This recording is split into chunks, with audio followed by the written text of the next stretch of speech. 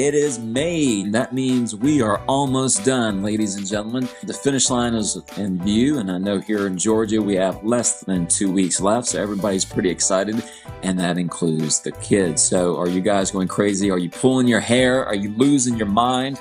Are the days not going by fast enough? Well, I've got some survival techniques that I want to share with you on the program. We've got some possible solutions as well as some end of the year ideas for you to help you survive.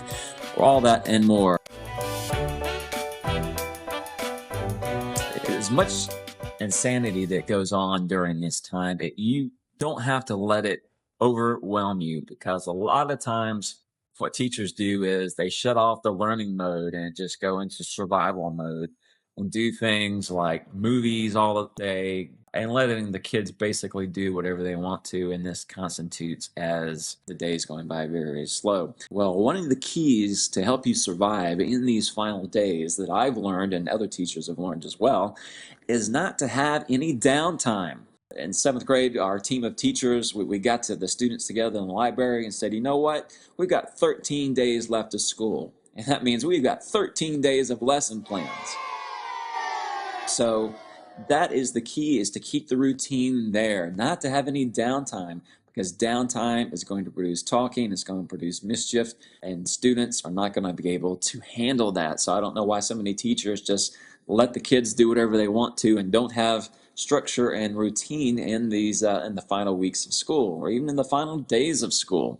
Now, obviously, the kids are going to be wound up with spring fever and probably bored and don't want to do any work. Well, you can have those 13 days of lesson plans and the 13 days left of school, but you can have some variety. The key is keeping the learning environment going, keeping the structure going, say, hey, we're still here in school. We're looking at it, it's like, hey, it's our privilege and our honor to make sure you guys are going to get your full education, because we know you have all summer to rest, and we want to get you prepared for next year.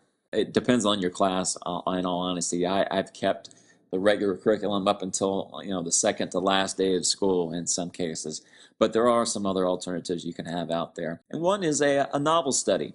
I've taught science for the last couple of years, and one of the great things about science is the variety that you can bring into your classroom. And we never really got to have a novel study.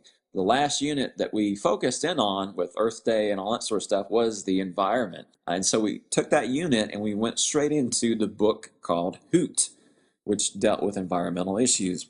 And the kids loved this book. It took about 2-3 weeks to get through, because one of the things I really enjoy about novel studies is not just reading it and doing a test, but reading, discussing, hey, what do you think is going to happen, and acting like this is the best story ever, and getting the kids really engulfed. And basically I would have little quizzes here and there, just so I could still be maintaining grades and maintaining that learning environment. Don't find just some boring book, but a novel that the students are going to enjoy. If you're not really sure what novel, look on the web, see what other teachers are using. And one of the things I would recommend is, I enjoy reading, but if you're in the middle school, high school environment, doing that 5 times a day gets pretty old.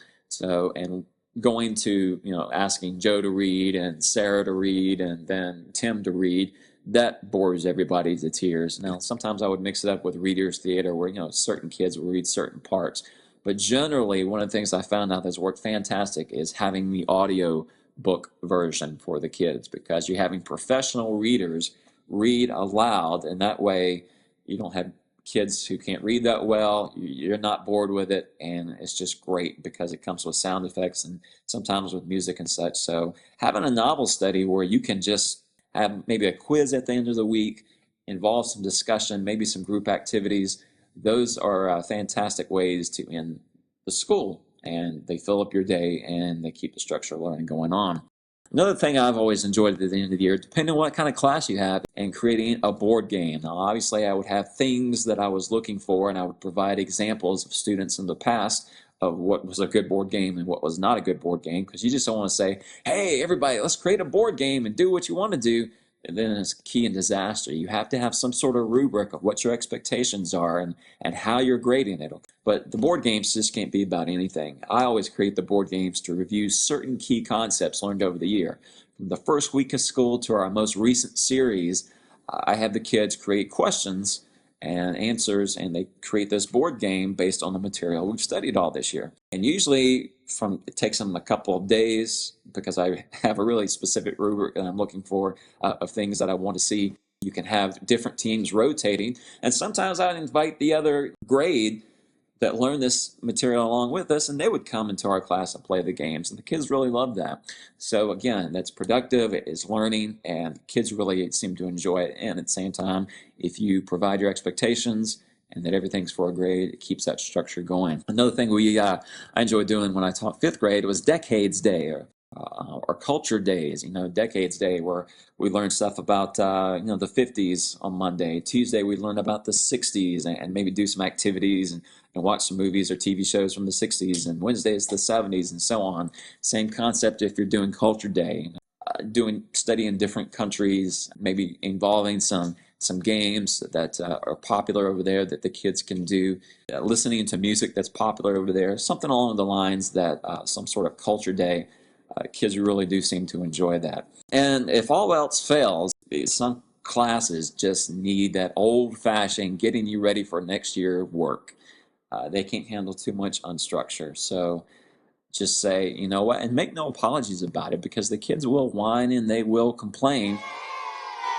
But you want to maintain that, hey, we are here to learn. You got all summer to have time off, and we all want to make sure we get you ready for next year. One of the things our principal did, I think it was 2 years ago, was he was wanting, like if you taught science, which I did, get them ready for 8th grade science. So we would kind of go over some things that the students would be dealing with in 8th grade science while they're still in 7th grade. I would use brainpop.com and some Bill Nye videos, so it wasn't too much of a drudgery, but at the same time the kids were learning, and we kind of kept things at a routine.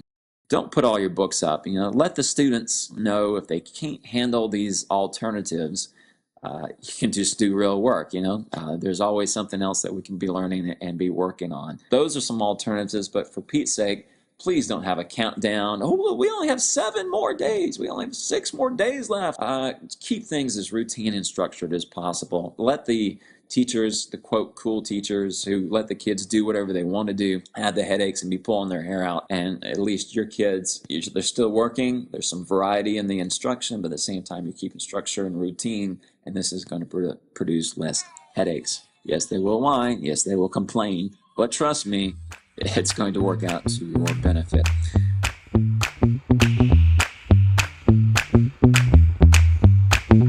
I want to encourage you teachers out there that you are going to make it.